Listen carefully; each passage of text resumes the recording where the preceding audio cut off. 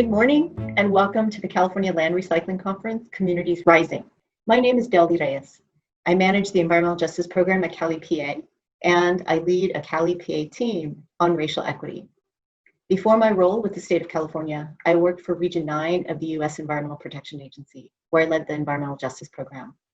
It is my pleasure to greet you today on the first day of this exciting conference, which brings together planners, developers, attorneys, and I hope lots of local government and community leaders.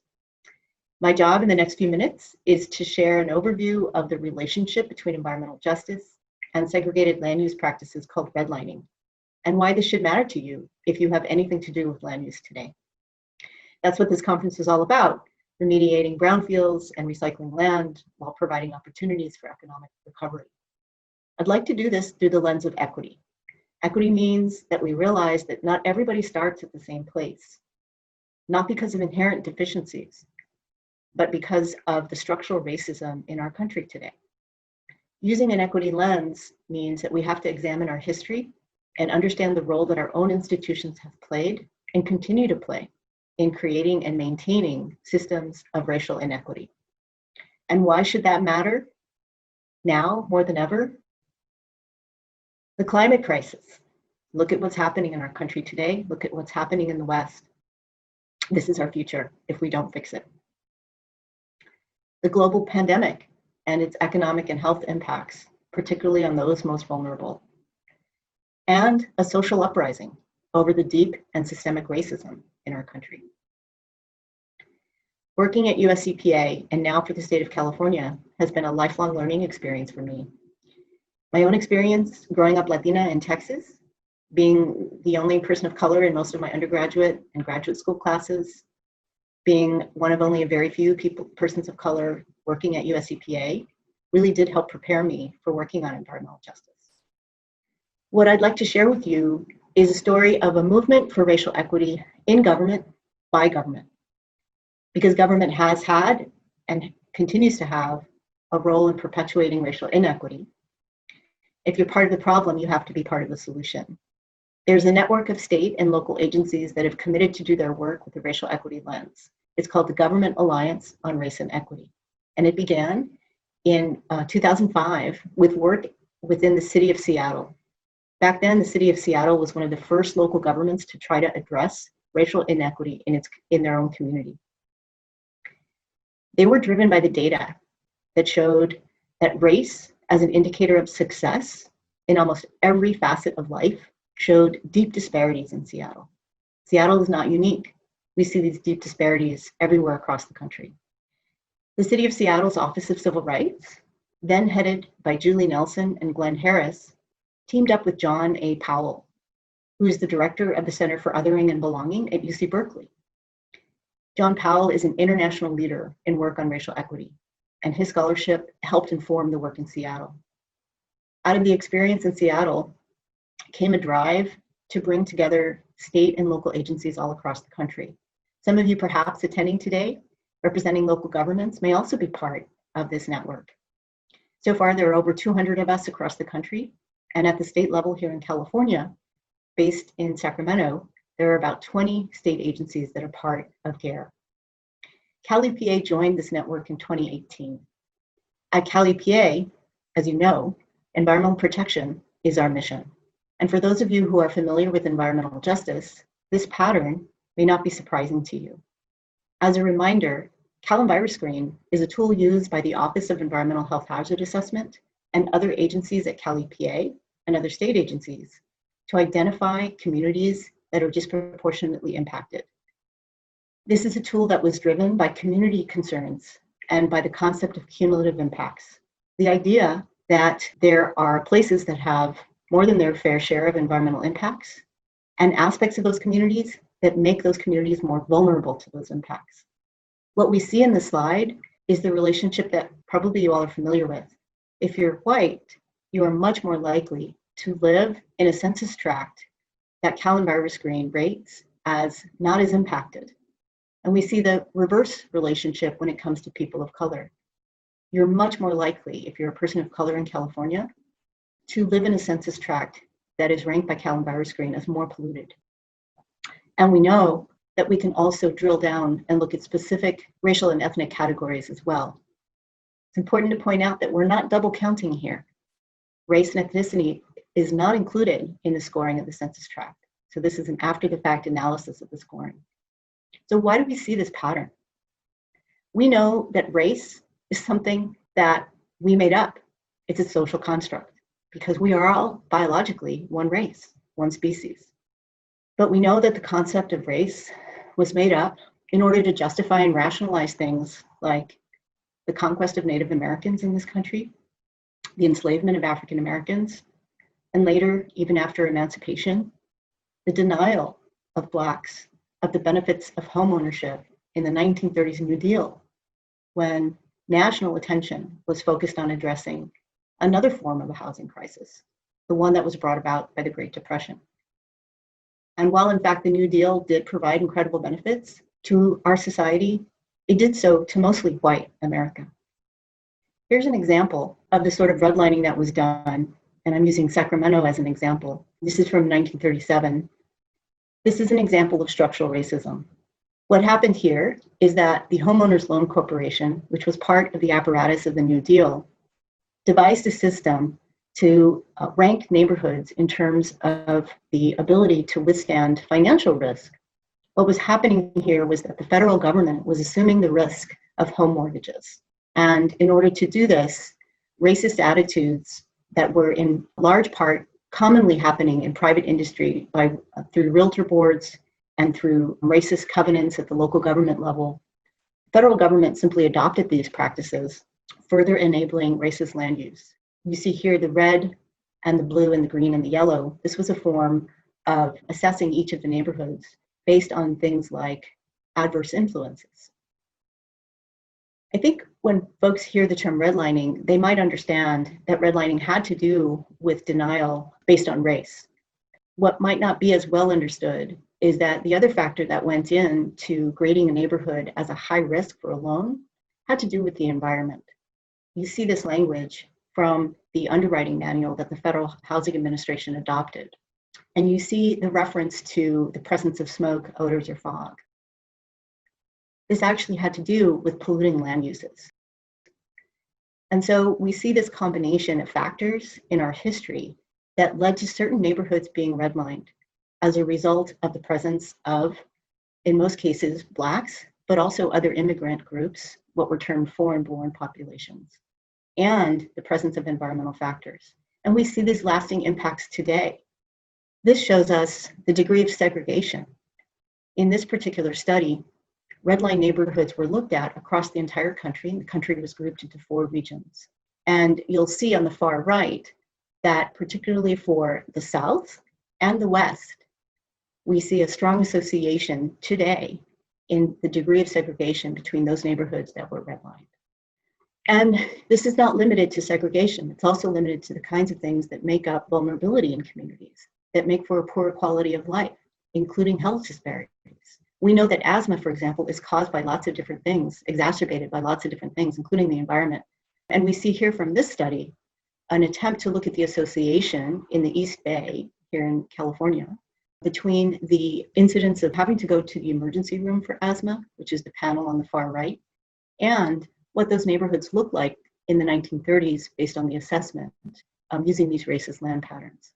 And we see a relationship here, right? We see that there are higher rates of going to the hospital for asthma in the western part of Oakland, where we also see the past redlining practices for those communities.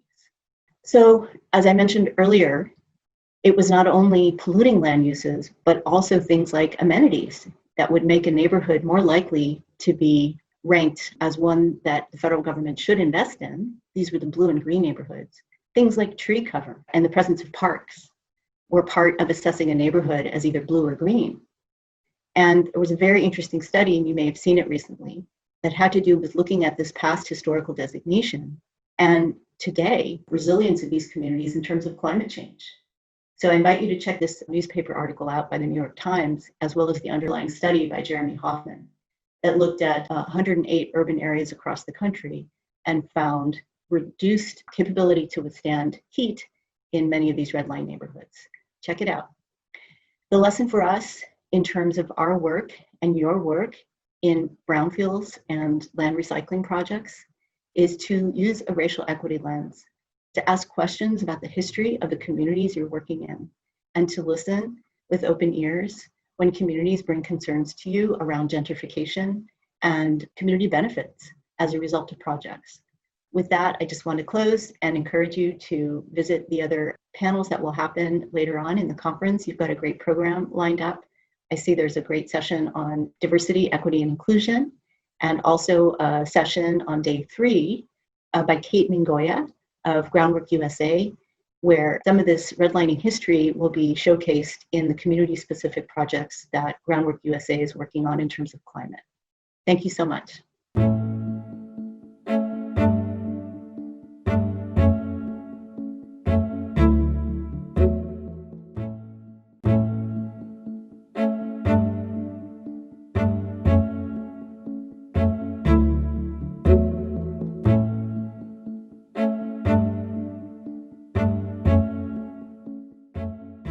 Housing affordability is not a new subject for California. It has become a lot more severe given the shortage in funding and given the polarization of our economy. While we have had even a growing economy during a cycle of 10 years, we had major sectors of our population that really struggled, where folks were displaced from their neighborhoods and they had longer commutes or they had to relocate completely. We've seen some racial and income segregation where folks had to really struggle to find some access to housing.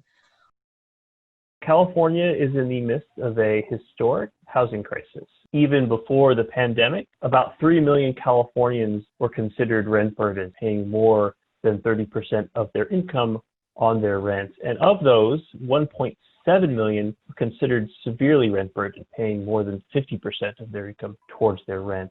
And now, with the pandemic, we see even higher rates of rent burdens and people really struggling to make ends meet. An additional 250,000 households are newly rent burdened as a result of COVID. And we also know that these new households that are being impacted are disproportionately people of color. One of the effects of our housing shortage is the increasing displacement and gentrification pressures on our vulnerable communities. So by not building enough housing to meet demand, we are asking our most vulnerable residents to compete with new workers for the same existing stock of housing.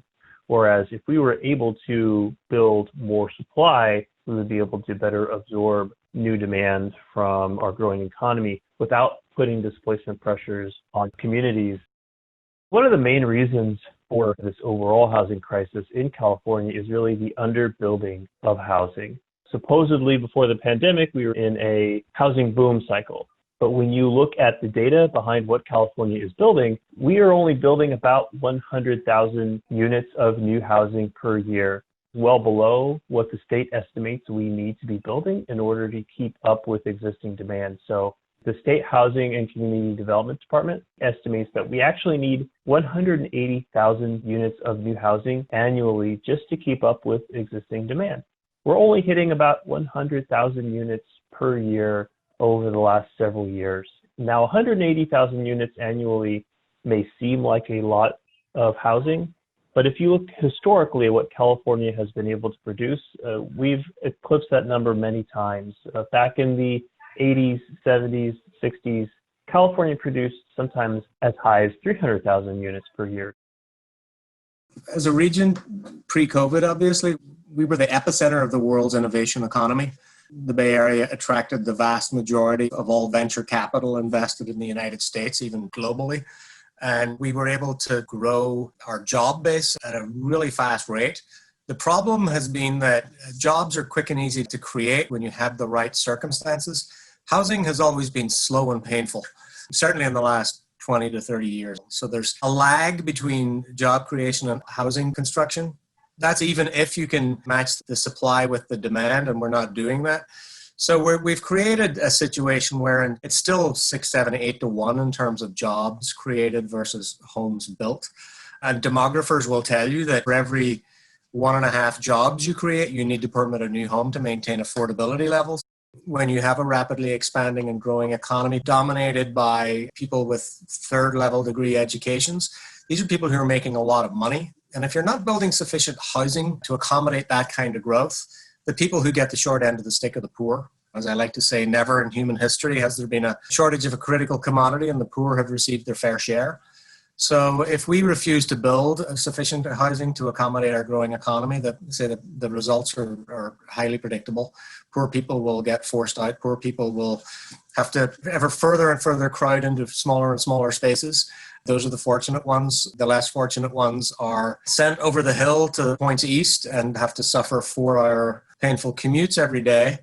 And then the least fortunate, we expel to Texas. If you're an affordable place to live, go visit Fort Worth. Last year, the data is, I think, 86,000 Californians left for Texas. We have to do a better job of accommodating our growth. Otherwise, we'll continue to get a more divided society, a very bifurcated demographic growth pattern where you've got a lot of people doing really well, and then we're hollowing out our middle class, and then you've got support services and people that work in those industries at the bottom who are generally way below area median income.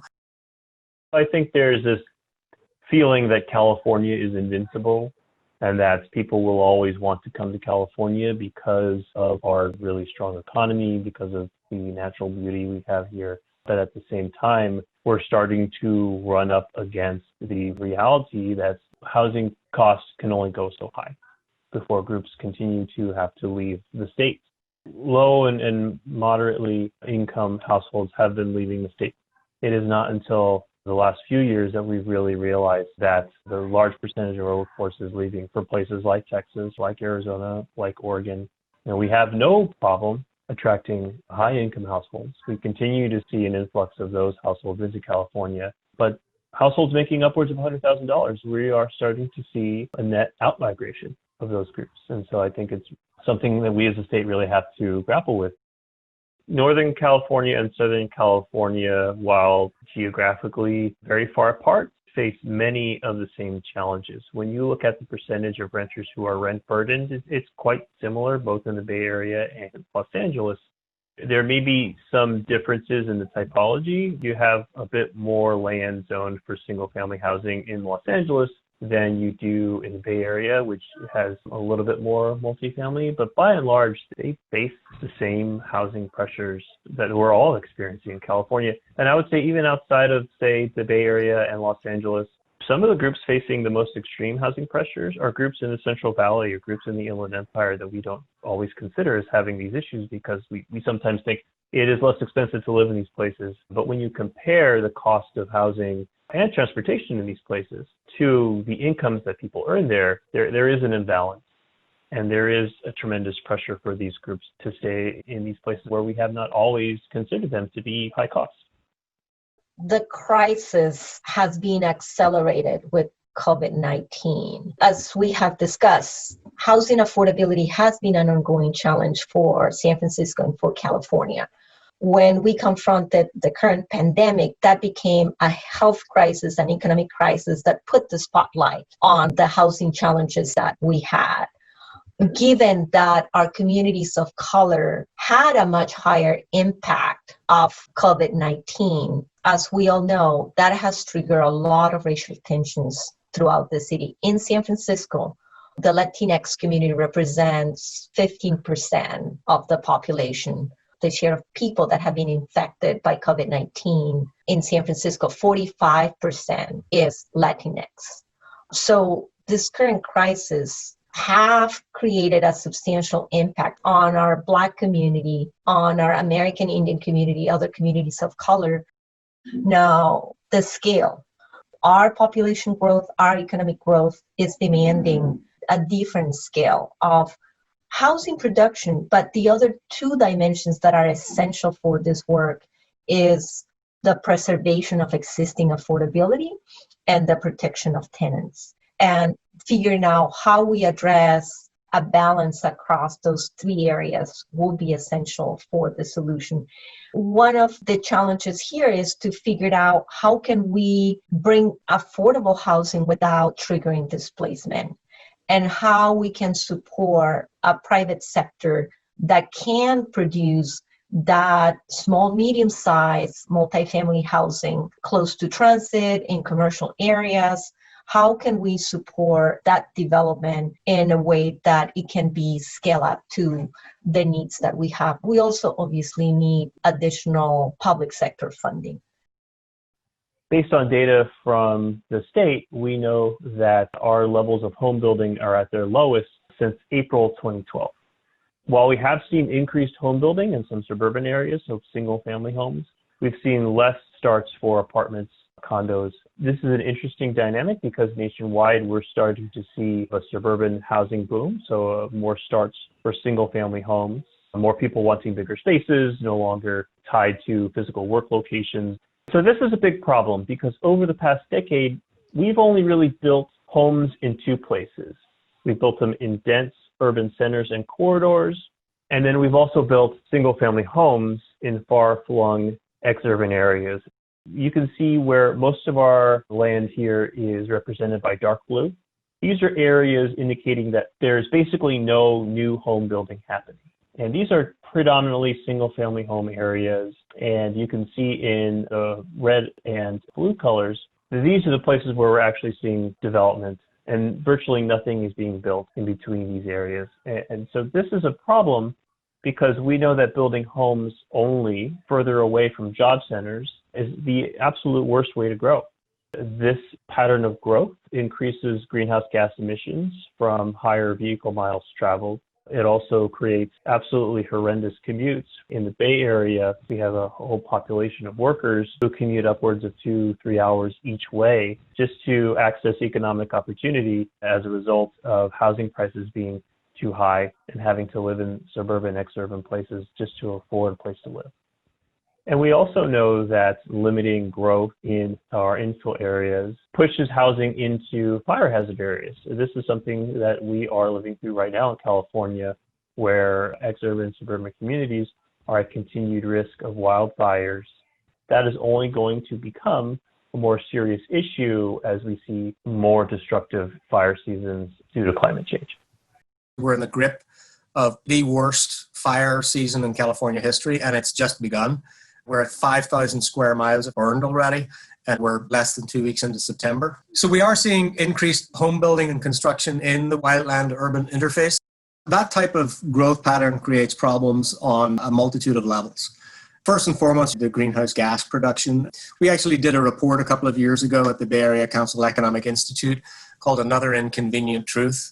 And it was really focusing on this issue that if we don't reform how we permit and build housing, the rules and regulations around land use, particularly in urban infill areas, on sites next to jobs, next to transit, we're going to get more and more super commuters forced to the fringes and beyond of our region, forced into driving 2 hours each way to and from work every day.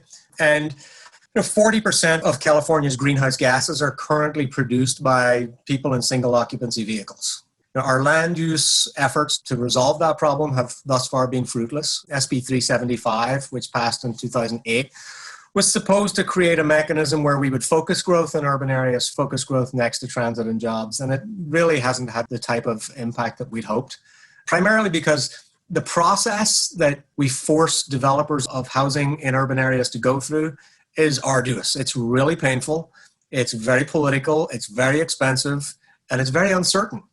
If you look at the development patterns that we're getting, it's a direct result of the inputs into the process. So in other words, we make it much harder to build homes in the areas we're supposed to be building them, in urban infill areas, and much easier to build them in subdivisions on formerly ag land in the Central Valley, for a multitude of reasons. But again, it's a little counterintuitive, but that single-family McMansion in an auto-dependent suburb outside Tracy, that's a much cheaper product to build than multifamily transit-oriented development in Oakland or Berkeley or San Francisco. It's a fraction per square foot to build that stick frame home. So not only are the politics challenging, the economics are challenging too. And if we're to really turn this thing around and start to really focus growth in the areas where we say we need to focus growth and the areas where we will get a reduced greenhouse gas production, we need to flip the economics.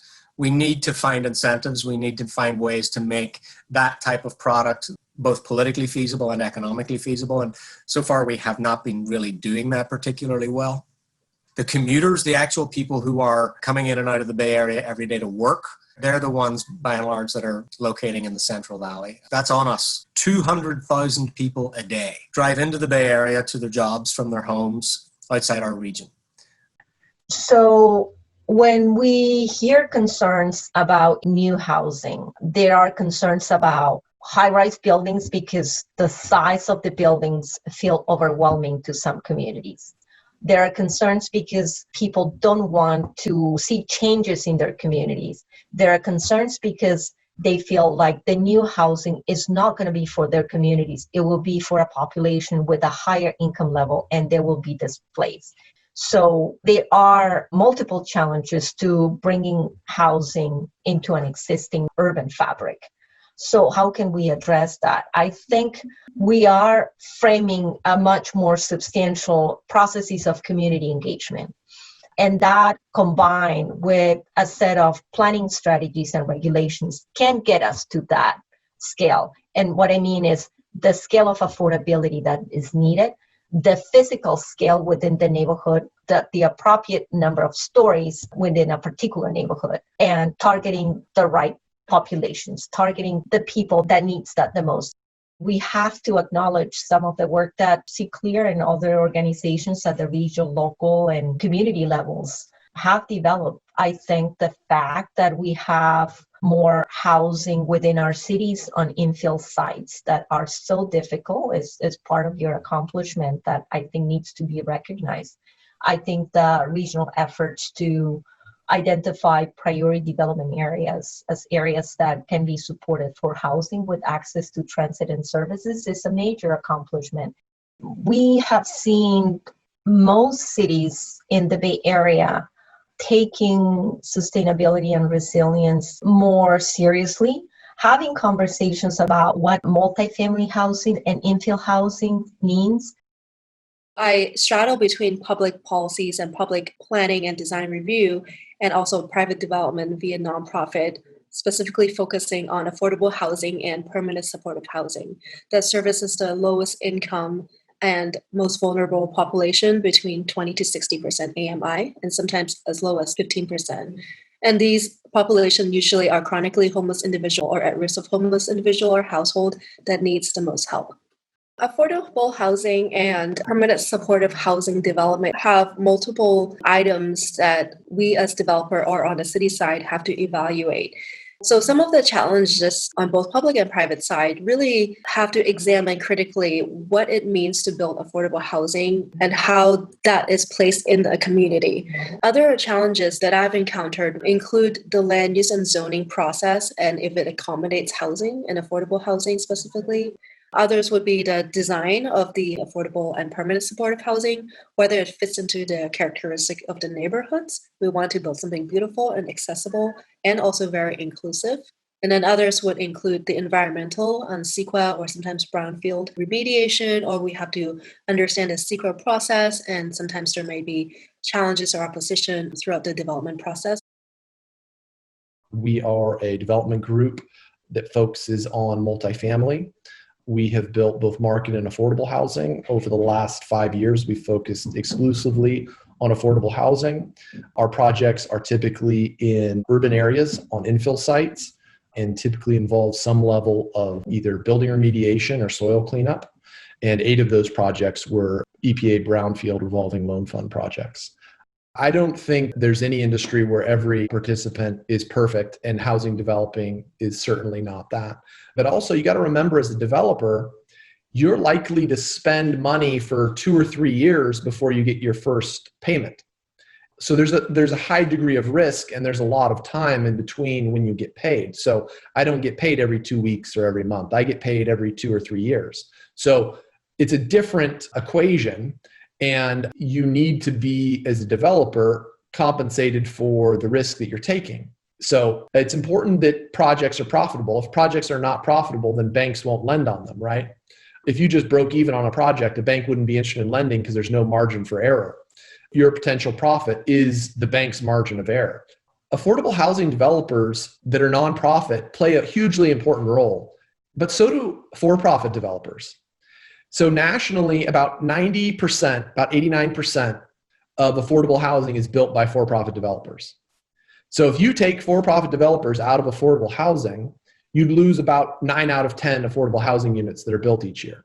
Another important thing to think about is once an affordability level is selected, a nonprofit and a for-profit can only charge the same rent. So HUD sets the rents for each county.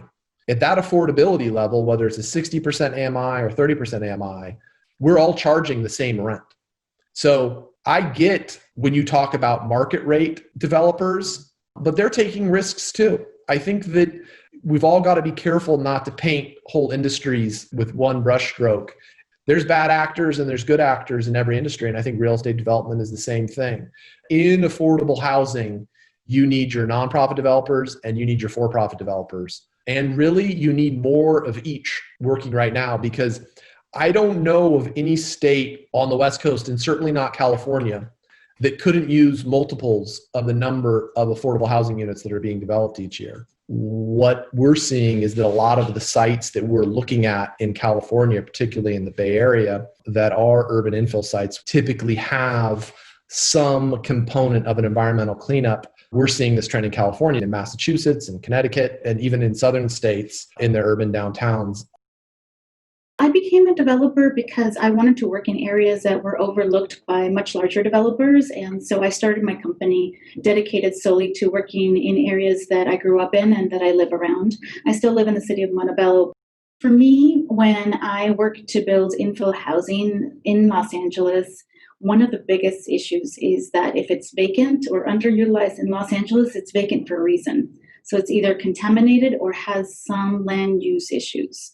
So what I look for in city partners is somebody who is willing to help expedite a CEQA process or land use process, and then also somebody who's willing to partner in cleanup actions. But really, time is the biggest impediment to affordable housing. I've been working on projects for 4 or 5 years, and we still have not started construction. We recently purchased a property in San Jose that we are developing into a 91-unit affordable housing project, 100% affordable. 50% of those units are permanent supportive housing units. And on this site, like many of the urban infill sites that we get, this site is available because it had a former dry cleaner on it.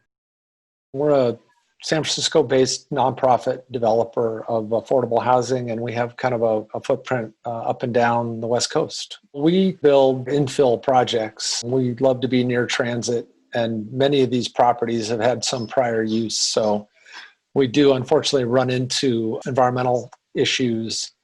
We have a lot of uncertainty in our business. Affordable housing is a giant game of juggling. We're asking localities to approve projects, but also in some cases help fund them. And then we go pursue multiple layers of funding, county, state, federal. And all the while, we're trying to do the normal development work of due diligence on the property, entitlement work, making sure that the buildings that we want to build, we can afford to build. So we do appreciate when cities have been through this process. The concerns that we have and that everybody has is really about some level of certainty, or more importantly for us anyway, timeliness. So the process, when we get into it with whatever regulatory agency it is, we don't know the business well enough to be able to project, for example, hey, I've got to go do some monitoring or some groundwater testing and submit that information to an agency. How long is it going to take them to analyze that and help us come to a conclusion about what we might have on our hands here? So in a perfect world, we would love to know that we could have this stuff happen relatively quickly. We're often under pressure from a land seller. You know, I've got a contract and they want to get paid progress payments, or ultimately they want me to close. Well, I can't close if I don't have the no further action letter. So getting to that stage as quickly as possible would be ideal. In my most recent experience, it took us 3 or 4 months to do the field work, another 3 or 4 months of back and forth with the agency to gain their approval. And at the end of the day, what we got was the 3 mitigation measures that we knew we were going to get going in. And so my simple question to all the folks involved in this is there any way to expedite that process?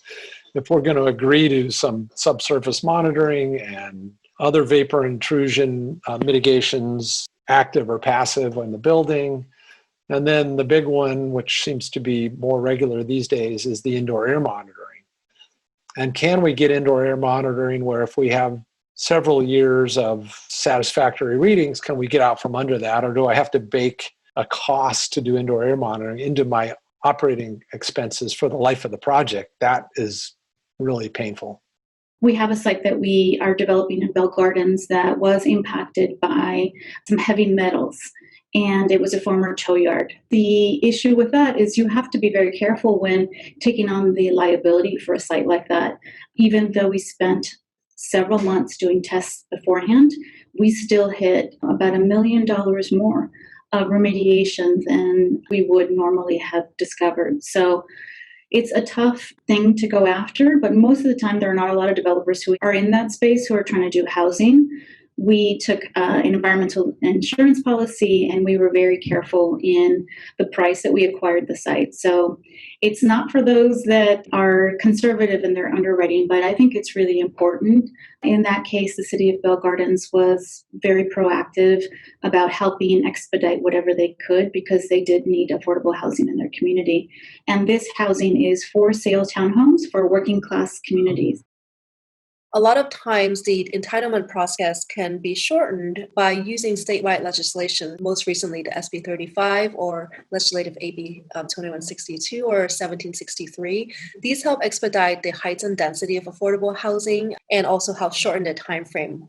The ability to build by rights and the ability to expedite and shorten the entitlement process, including the funding and capital access, will help expedite the production of affordable housing and also the timeline that it takes to do pre-construction to construction up until operation.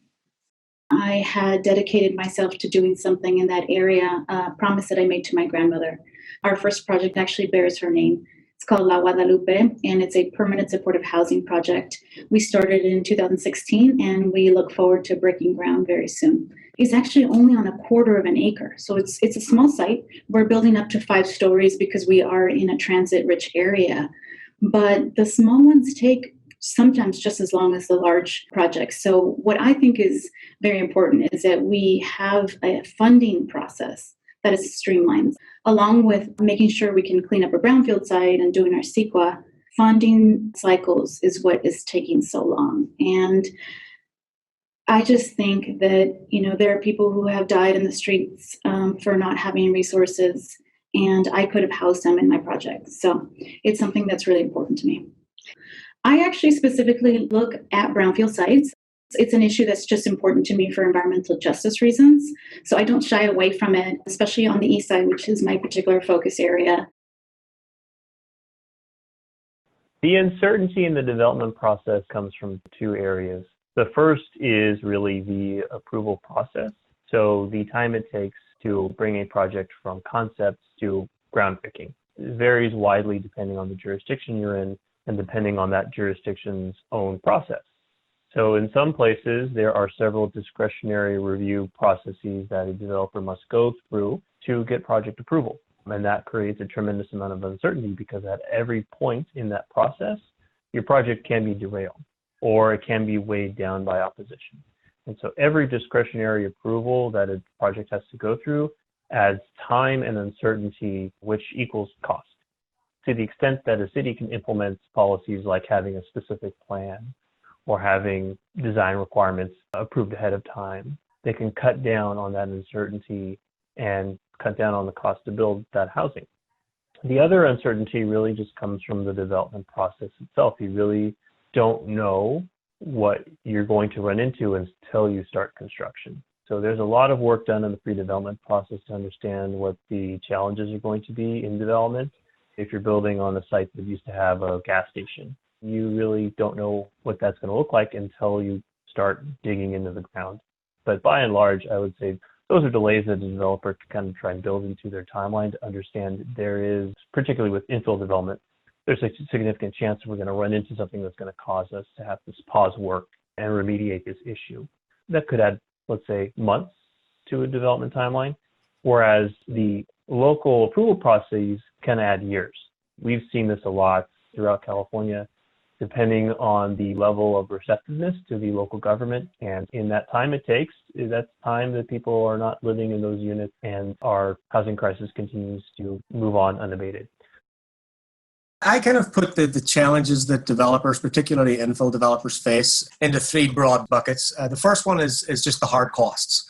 The cost of building a unit in the Bay Area is ridiculously expensive. We're seeing per unit costs for affordable housing, and I say that in air quotes, $750,000 a door in construction costs. I mean, that's something we need to address. And there are ways, getting rid of crazy parking minimums, looking at the over-engineering of buildings for environmental reach codes, which are really exercises in trying to squeeze the last tiny little bit of carbon out of a building, and it's adding tens of thousands of dollars in costs. Is it really worthwhile to do that? Particularly when you look at the consequences of people being forced into longer commutes. The second bucket is the process. Once you pull your permits, once you file your application and you start the long, arduous process to ribbon cutting, you run the gauntlet of multiple panels of review, discretionary review, legal challenges, referendums.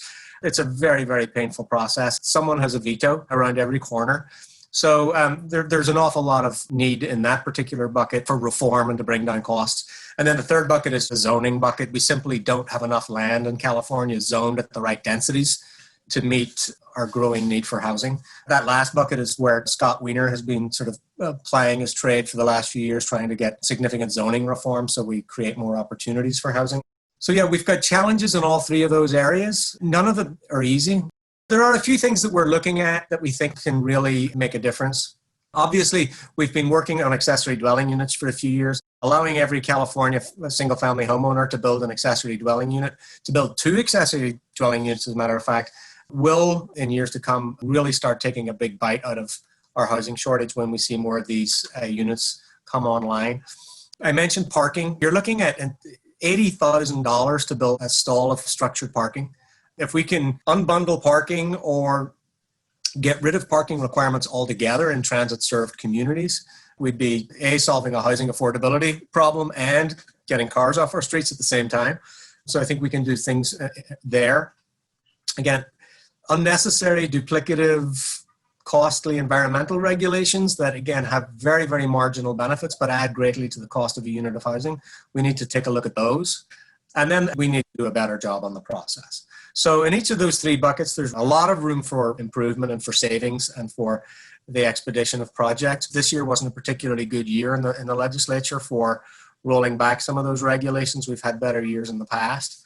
We had a bill this year that would have made housing a permissible use on land that's currently zoned for commercial and retail that's underutilized without having to go through a costly and politically toxic rezoning process.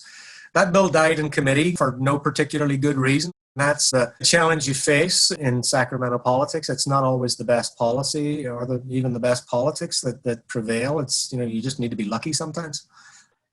And so the solution to this is really simple. We really need to balance our housing with more development closer to jobs and transit.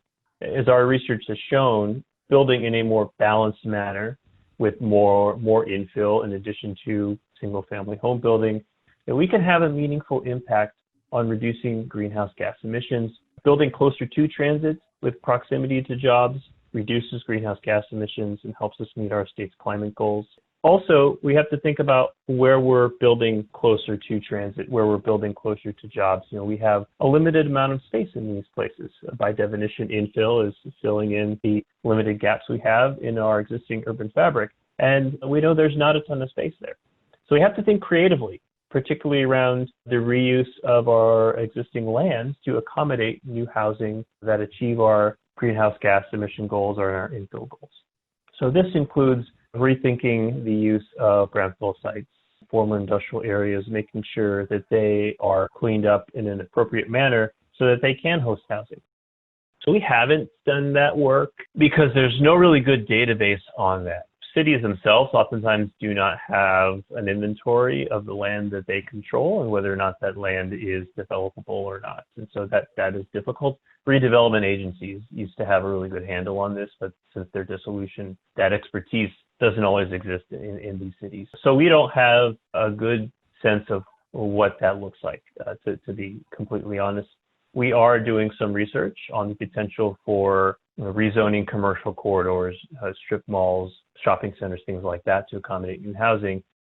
It does take a little bit of knowing where the funding sources are and the wherewithal to do it. Another item on my bucket list personally is to have a form of redevelopment that's targeting only brownfield sites for housing, for affordable housing, so that we could have more creative resources to get projects done. It's a lot more limited in which projects can be done, but I think we don't have enough redevelopment funds anymore since that funding source is gone. So this might be a creative way for anybody who's in legislation to go ahead and facilitate brownfield development. I'm still shocked. I did my work in redevelopment like you probably. I mean, that's how I started. I was in cities, and it's shocking, and it's sad for the projects that were really well done with redevelopment, like affordable housing. We don't have anything like it for a few bad projects, but one of the reasons why I ran for office was to try to work on housing policy. But that was one of my priorities, is try to bring back a form of redevelopment specifically for brownfield sites, affordable housing. I think it's small enough caveat that it's something that could be done in the legislature. We have a lot of land that is zoned retail or commercial right now that is probably not going to come back in as a robust of a way as before the pandemic. And so there's also an opportunity to consider whether or not these areas can be suitable sites for new housing, new affordable housing, new market rate housing. So these are the things we need to consider as we look past the pandemic and consider how we will continue to address our housing shortage moving forward. There are many things that the cities and state and the development team can do to expedite the production of housing. The city can help in terms of identifying ahead of time the location that are brownfield site and the resources that can be out there both on the public and private sector. There's a lot of things that California has done very good. And recently, in October 2019, a lot of new laws were passed for affordable housing to make the land use process easier. And those laws have been great. But it's also important on these infill sites to think through how do you make these sites more predictable for developers and banks so they feel comfortable developing those sites. A very substantial reflection within the city of San Francisco. The Planning Commission passed a resolution apologizing to our American Indian community, our Black community, and other communities of color for the inequities that we have created through some of the local policies. And that goes back to many centuries ago when the American Indian communities were dispossessed from their own land. It goes back to the redlining policies where we limit the investments, where we limited access to housing for many of our communities of color. And there were many other pieces of legislation that really targeted our communities of color. The redevelopment designating blight in areas where we had a concentration of Black people, of Asian American people. So there have been many different interventions.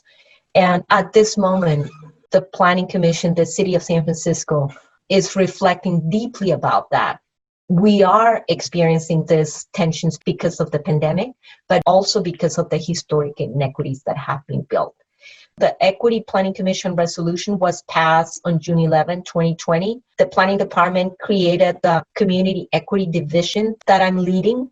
This is a new unit within the Planning Department where we're trying to identify how we assess our budget, how we identify key priorities so we can really serve those communities, so we can really address their housing needs, we can really address their economic needs, and even their open space needs.